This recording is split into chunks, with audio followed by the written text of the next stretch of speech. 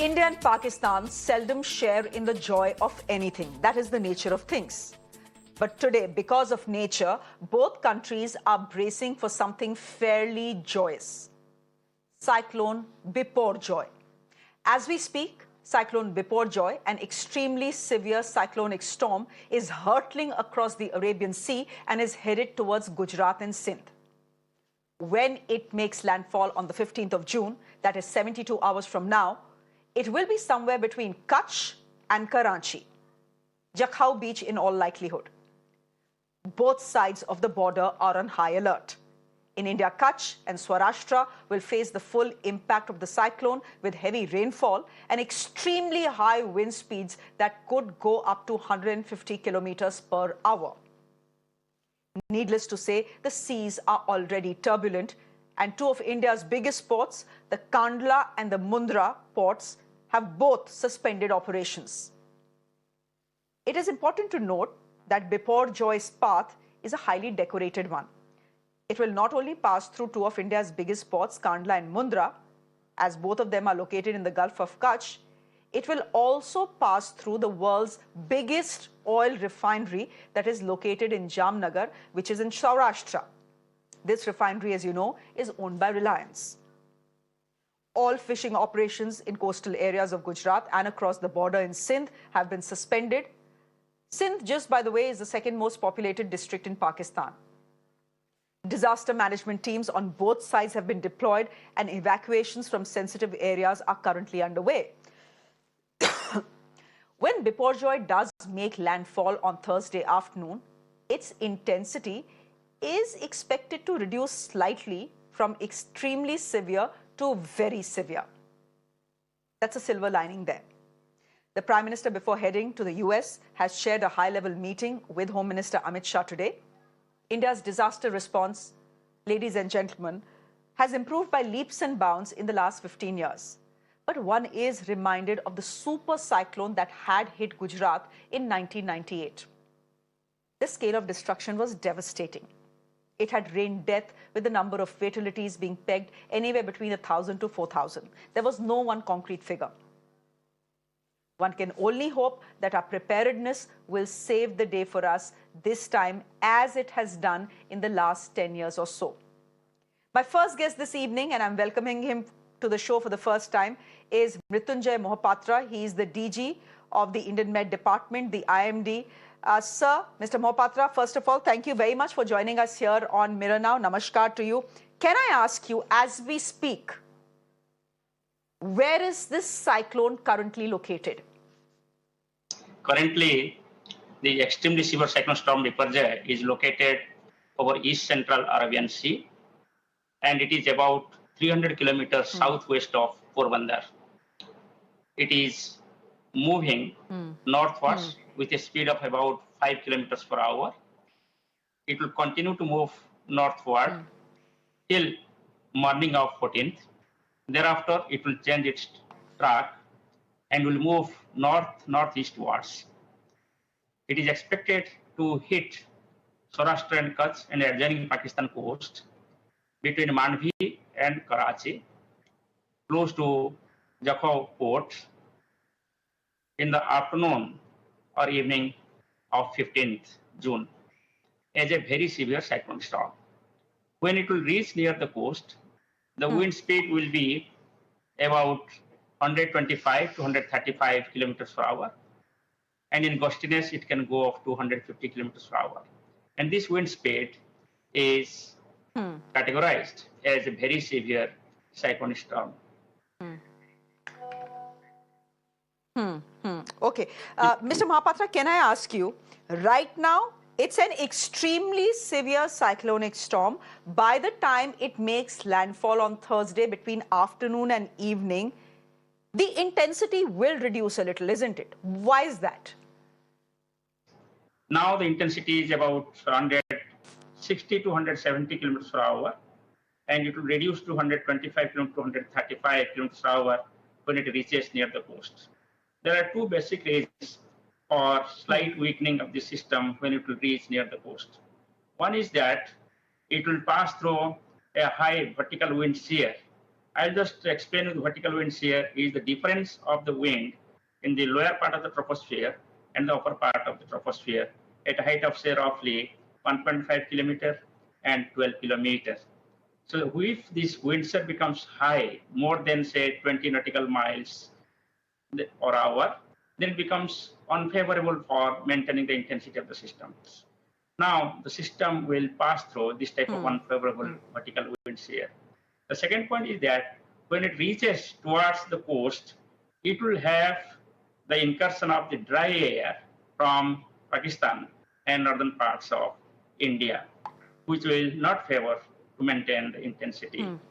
The third point is that as you go closer to the coastal area, the ocean heat content also will reduce. So these are the three basic reasons which will lead to slight weakening of the system, changing into the category from extremely severe cyclone to the very severe cyclone. But still, I want to say that it is a very severe cyclone storm, and it can cause the large-scale damage to thatched houses, the old Pakka houses even, and the asbestos houses and tin houses. It can cause damage through hoardings being flown away. It can cause damage to the telephone poles, telephone lines, electric lines, with bending or uprooting of these poles. It can lead to uprooting of big trees like mango trees in this region, and also breaking of tree branches. There could be damage to other loose structures. Apart from this damage due to the wind, we are also expecting the extremely heavy rainfall on 15th, especially Kutch district and Devbhumi Dwarka, Jamnagar, Rajkot, and Morbi district. In these districts, there will be extreme heavy rainfall, and this region in this month of June is not likely to get so much of rainfall. So therefore, it can cause the inundation or flooding in low-lying areas. The third point is that with this wind speed, the cyclone, while hitting the coast, can generate the storm surge or the tidal wave, and this tidal wave is expected to be about 2 to 3 meters above the astronomical tide. If you look at astronomical tide on this particular day of 15th, it can be in between 3 meter to 6 meter in different parts of Kutch district and adjoining Morbi district. So therefore, the total tidal wave will be 3 meter to 6 meter astronomical tide plus 2 to 3 meter the tide due to the cyclones. So these waves can inundate therefore the low-lying areas. These winds, heavy rainfall, and the tides will occur simultaneously, creating a multi-hazard scenario. Therefore, it has the potential to cause the various types of damages. So therefore, the coastal population in these districts, what I named, needs to be in safe place on 15th. The maximum impact will be from 15th morning or forenoon till 15th evening or night.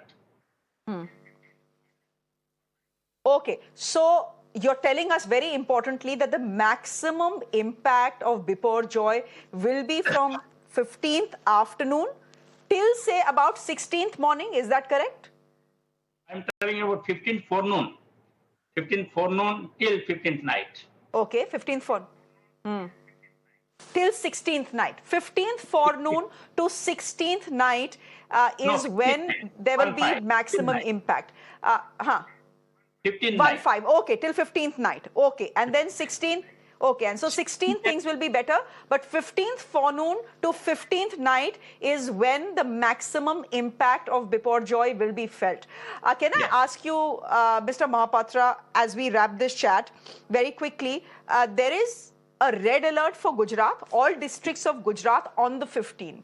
But there is a yellow alert in place for Mumbai as well. What are we expecting in Mumbai, sir? Yeah, there is no direct impact on Mumbai. We are not expecting any such wind, rainfall, or storm surge for Mumbai. It is about 900 kilometers away. Center of the cyclone is away from, and also it is moving further away from Maharashtra coast. There is no warning for Maharashtra coast. We have not given such warning, but there could be some kind of thunderstorm somewhere. But there is no impact of the cyclones. But if you look at Gujarat coast, on 14th we have given orange color warning. On 15th we have given red color warning, because on 14th itself the wind speed will increase, and we are expecting wind speed to become 65 to 75 kmph by the evening of 14th, and it will gradually increase. It will maximum on 15th in this particular Saurashtra and Kutch coast. Apart from that, heavy to very heavy rainfall will also occur on 14th.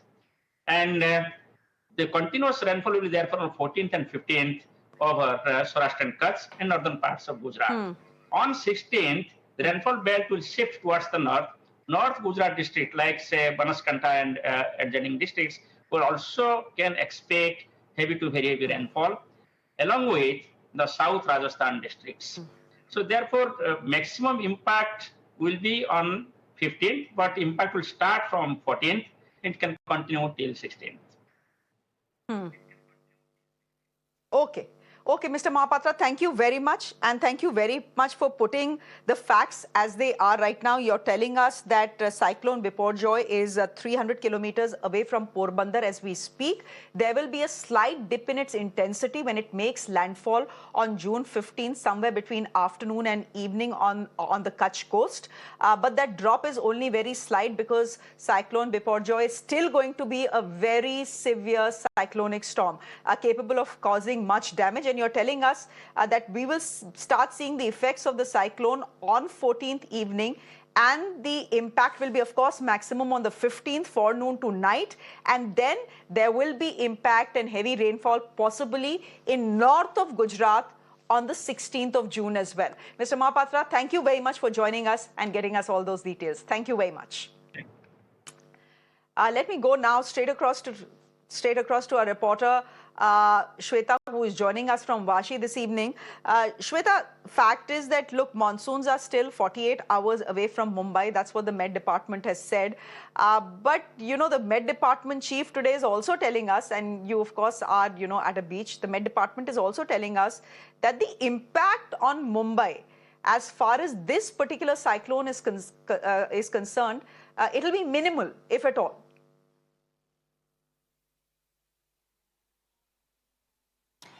Well, that's correct. This is what we have learned from the IMD Mumbai department. They have stated that the Cyclone Biparjoy effect will be least towards the coastal line when we speak about Mumbai and the adjacent places. But however, we are seeing that from light to moderate spells of rain with the speed wind which we are getting to learn is 40 to 45 kilometers per hour is around the area of Mumbai and the nearby areas. With this, we are also witnessing the high tidal waves along with the strong winds. Here it is important to note that, however, Cyclone Biparjoy will be exerting more of its impact on the North Gujarat, but at the same time, the preparations have been made from BMC end as well as from the Indian Coast Guard end to ensure that the coastal line of Maharashtra stays safe. This is the reason why the fisher folk also been advised not to venture into sea. And here, while we were reporting from the ground from all the coastal lines, it's been seen that no visitors are also allowed to, in fact, go near the seashore. So yes, preparations have been done so far, but exiting least impact of Cyclone Biparjoy is in Mumbai. It's what we are learning. All right. We'll leave it there for the moment. Thank you very much for joining us on the broadcast. Thank you very much indeed. Let me quickly introduce Dr. Vishwas Chitale, who is a senior program lead at CEW. He is joining us on the broadcast. CEW studies cyclones very closely, which is why we invited him to the show, because I had a couple of questions. Dr. Chitale, we of course are bracing for Cyclone Biparjoy. It will come with the intensity that it needs to come with. It is going to be a very severe cyclonic storm. Thankfully, over the last 20 years or so, one of the things that we have got right is our disaster management and preparedness. So hopefully that will see us through. But I want to ask you this. You know, there used to be a time when you used to see a lot of cyclones in the Bay of Bengal. Now it seems that the scene has shifted to the Arabian Sea. In fact, a recent study is telling us that there has been a 52% rise in the frequency of cyclones in the Arabian Sea. Can you help us understand why? Because this cyclone is again in the Arabian Sea itself.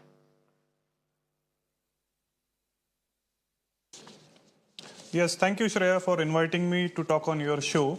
Yes, I think this is a very interesting fact that in the recent times, in past 2 decades, the number of cyclones that we see, or tropical cyclones that we see in Arabian Sea, have increased by 52%, and that too, the frequency of very severe cyclones has gone even 3-fold higher than earlier times. So what this explains is, generally Bay of Bengal used to have favorable conditions for forming cyclonic conditions, which was the case 20 years back. But in past 20 years, what has changed is the sea surface temperature rise that we have seen in Arabian Sea. That is causing favorable conditions to form the cyclones more frequently and with more intensity and duration in Arabian Sea.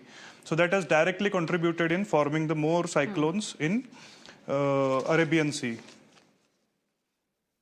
And at the same time, like as you mentioned, the preparedness measures have improved in the past decade.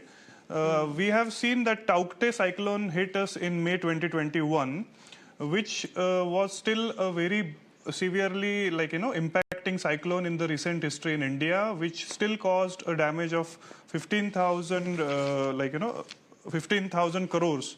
So we are still talking about a lot of economic loss despite the early warning systems being in existence, which means that we will need to strengthen our measures in terms of preparedness, and we need to really focus on building the climate resilience. So oceans soak up more than 90% of the heat generated by greenhouses, leading to rising water temperatures. Now, as cyclones draw their energy from warm waters, the rising temperatures are causing intense storms to become more common. We understand that. But Dr. Chitale, what explains the fact that our cyclones are lasting longer? They're not just more intense, they are lasting longer as well. What explains that? Yes, in this case, also the factor is the wind shear. Generally in the earlier times, the wind shear used to be very strong and the cyclones used to break quickly or quicker than now. But now the wind shear in different parts of the troposphere or atmosphere are not very strong or is not very strong, which is causing the cyclone to move also in different directions. As we can see now, the prediction 4 days back was different. Now the prediction is really different. At the same time, also the duration has been increasing and also in increase with the frequency and intensity as well. Dr. Chitale, we'll leave it there for the moment. Thank you very much for joining us. It was good to get your perspective. It seems that the scene of cyclones has shifted from the Bay of Bengal to the Arabian Sea. As I said, the Arabian Sea has seen a rise of 52% in the frequency of cyclones. That is important to remember. B, it's also important to remember that our cyclones are not just getting more intense, they are also lasting longer. We'll leave it there for the moment. Dr. Chitale, good to have you on the show. We hope you can join us on the 15th as well.